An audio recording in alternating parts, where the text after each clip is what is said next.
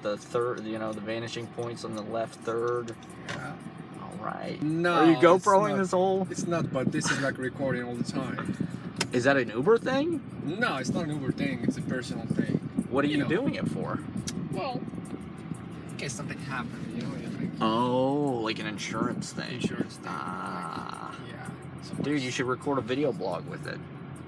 I spent the last few days alone inside by myself because my friend, the poet, was on vacation at the beach herself with her boyfriend and his extended family. This trip to the beach for me was weirdly a way to kind of like be close to her and feel like I was, you know, at least we were sharing what we were doing. We were in the same environment slightly, you know, even though we were really far away. Well, it's gonna take us an hour, pretty much. Oh my God, seriously? Man, I think that time right now, it's the best time to be going to the beach. Okay. Like so we'll get there like sunset. 4:30. 4:30, yeah. Okay. 4:30, so it's... I've been watching a lot of movies the last couple days. I put my bed on the floor because it gets really hot in the summertime because I'm on the top floor of the house and my bed is lofted. So it's literally, you know, the highest stratum of the house. So it gets really hot up there. Even though I've got an air conditioner, it'll be like a refrigerator down here. Up there, it's like toasty. So I've been sleeping on the floor, and I've been watching a lot of movies, reading a lot, you know. And I had been watching this film, Vanya on 42nd Street, which is an adaptation of Chekhov's Uncle Vanya by Wallace Shawn and Andre Gregory, one of my favorite films. You ruined my life! I lost the best years of my life for you, you thief! You assassin, you ruined my life! I'm going. The opening credits has this song that I just thought was some kind of generic, you know, jazz song. And we get in, as soon as I get in Ahmin's car, it's on, like, the radio. The movie I was just watching the other night, the song is in, it's called Vanya on 42nd Street. It is an adaptation of Uncle Vanya by Louis Malle. Okay. And starring Andre Gregory and Wallace Shawn, who... you definitely know your shit. Well, these guys I'm like a super nerd about. Oh boy. Oh boy. I mean, I have to turn, man. Yeah. Gotta do what we gotta do, right? That's right. This is New York, man. Yeah, free themselves and then people sleep on the beach, you know? Is it young, sexy people? I mean, well, I think most of the young people are sexy, no? So my buddy and Ahmin and myself used to work in a restaurant called Megu, which was I'm pretty sure it was actually hell. Like, it was in this basement in Tribeca, and they used to have this carved Buddha statue in the center of the restaurant. All the wallpaper and everything's red and, like, kind of hot looking. Like, it all looks like, you know, kind of like burning hot coals and shit, you know? And they used to have this melting carved Buddha statue in the center of the restaurant. It would sit on this pedestal in this fountain, surrounded, you know, kind of with, like, lotus flowers floating in it. And the Buddha was made of ice. This dude would carve it every day at some warehouse in Brooklyn and, like, bring it in fucking, like, shipping blankets. And the busboys would kind of rig it up there and it would melt. You know, so through your shift, you'd be there for 6 hours, and at the beginning there'd be this immaculate, you know, kind of clear Buddha statue just kind of like sweating water, and by the end of it, he was like one of those monks that had self-immolated, you know, just like burned down to kind of a nub. So Ahmin and I worked at Megu, and we hated it. I don't even know how we ended up there. It was so corrupt. But I've sort of fallen out of touch with him over the last couple years as I've sort of like burrowed into the sludge and, you know, been really focused on sort of my Brooklyn life. Me and Ahmin used to be sort of good friends, and we're similar kind of like traveling kind of thinkers about the geopolitical situation and, you know, the corruption of modern life. The whole Bernie and Trump thing was like God and the devil. That's true. You know, like angel on the left shoulder, you know, devil on the right shoulder, and like one of them was red and kind of fiery and just full of hot air, and Bernie was like blue and old and white hair. He was like fucking, you know, Yoda or something. Yoda.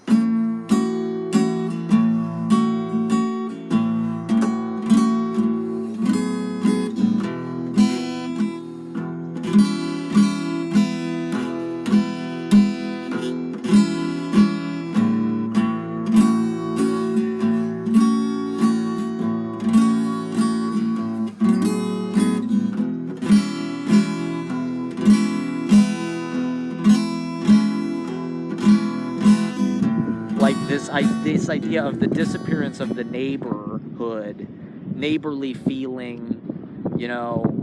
You know, in my culture, they said pick the neighbor before Yeah. you pick the house. Thinking like, oh, if you want to do commercials about Nike or about, Yeah. you know? Buddy is in Brooklyn, maybe in particular, is having the same idea that like, oh, I can have a podcast, or like, oh, I can do a, you know, Snapchat or whatever, and I guess the question is, if everybody's making them, who's listening to them? Oh yeah, the other reason I wanted to go to the beach was because I found this boogie board just as summer was sort of descending into autumn. You know, walking around Park Slope or something, I found this badass boogie board with this shark on it.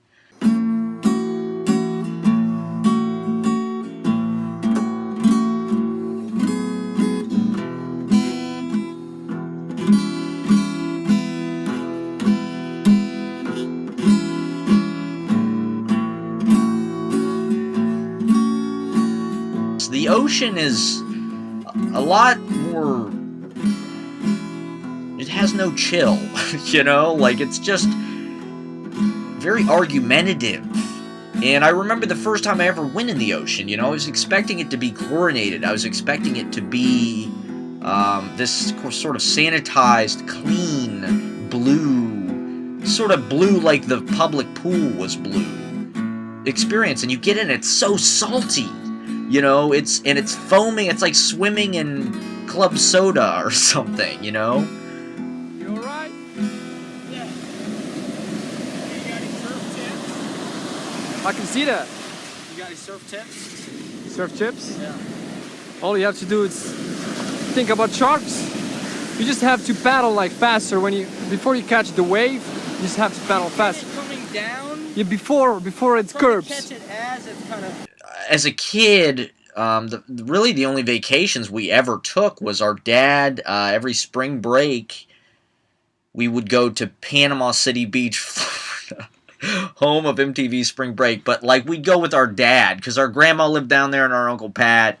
So like it wasn't like fucking some awesome party with a bunch of babes and like, you know, at Club La Vila and shit. It was like, you know, we'd be out on a golf course for fucking, you know, all afternoon and like the hot sun, and like we'd be aware of there being babes like in the radius, you know, within a 20-mile radius there was like this awesome MTV Spring Break party, and we were not a part of it at all. We were on the links, you know, but every once in a while we get to go down to the beach, and we had these, I think we had boogie boards or something. We had some kind of rafts or some shit.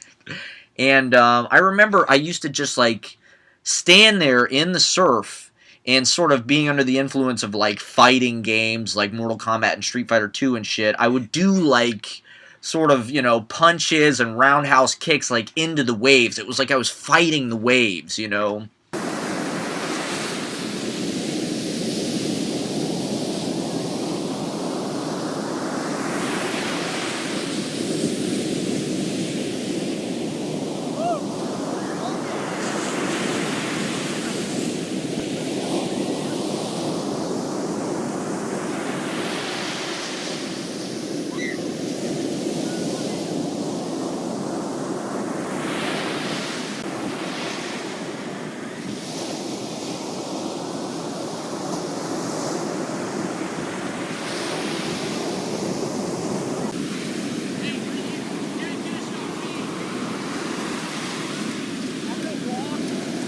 Yeah. walk and like get me silhouetted in the sun, like looking all like tan and hot, like Yeah. I'm on the fucking OC or something. All right.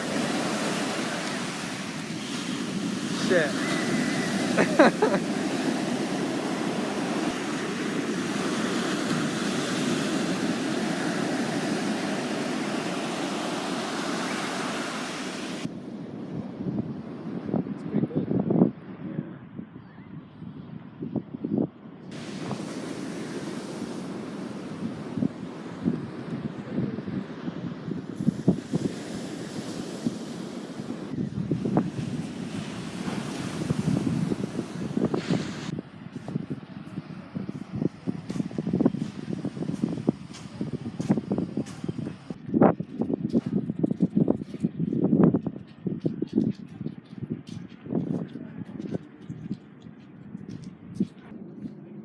That transition from hot asphalt to the sand. Oh yeah, that's a relief.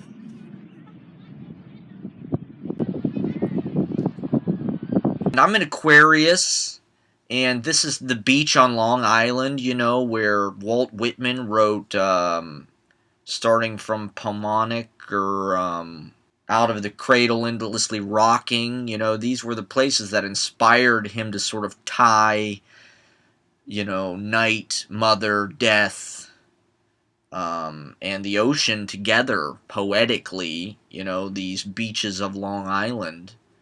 Um,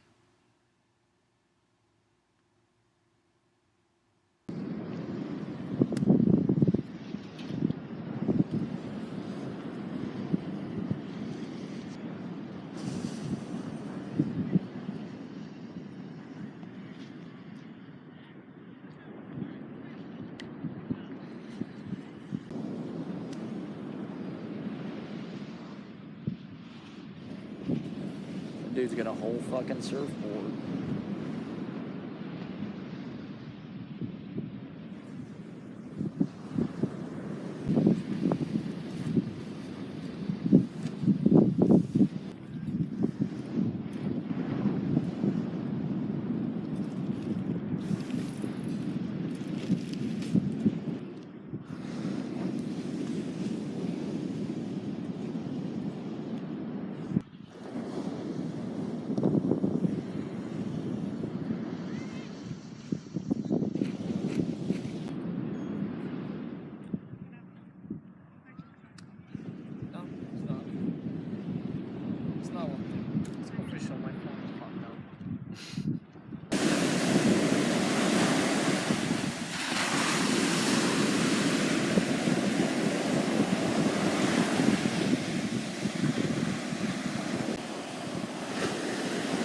I felt bad because it is very narcissistic to like make a show about yourself where you're actually like having your friend hold the camera up and put you in it.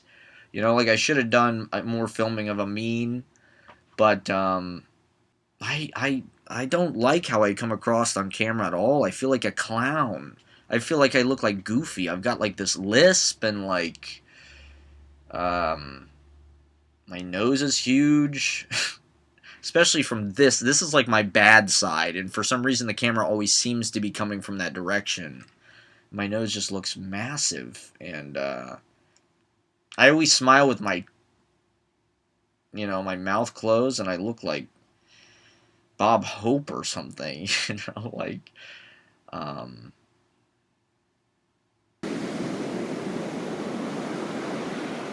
Seen one like that. That is fat and red. It looks, I mean, you know, see, like, that's part of it, though. Like, that's what it looks like, you know? Yeah. More or less. That was, yeah. Just a typical day on the beach. That's what we do usually. Yeah, right.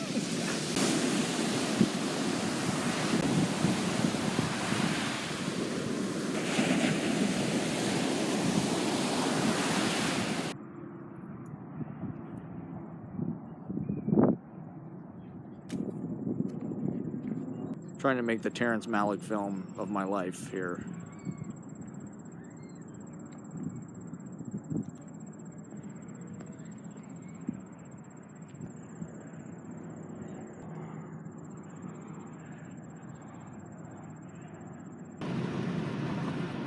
Robert Moses Bridge. Robert Moses Bridge. you know, he wanted to organize people in more of a mass way and more of like this Titanic way. And in many ways he succeeded, but in others it's like, thank God. I don't know. I mean, the guy that wrote the biography, there's sort of a famous... Yeah, dude. I was by the bridge, man. I used to be able to see... Yeah, I live right down this street, man, when I first moved to New York. Sweet. That's fucking crazy. Probably just like all the way like down there. Wow. That's I love it, man. nuts, I love it. Yeah, I lived, I think, on 29th Street. Okay. That's absolutely insane. I have not been back here, like, since then, you know? Oh, really? No. When I lived here, I was living with 2 trumpet players who went to Juilliard, and my buddy who's a bass player, and they were all jazz guys. And it was in 2008, and New York just beat my ass real hard. I mean, I got bounced out real quick. But it was a cool apartment and right next to the train. Astoria is a really nice place, man. Yeah, it is. I agree, yeah. صافي وكنا السيد عرفتو كتسمع من عندي بيك ابني تما حنا دار عنده خلينا الزون وصافي طلع جدلت هزينا داكشي ديالو ديال كوسكو صافي وزدنا اوكي يا المهم انا نمشي نقص دابا راه قال لي غيدير لي واحد الكرواسه يدير داك الفرماج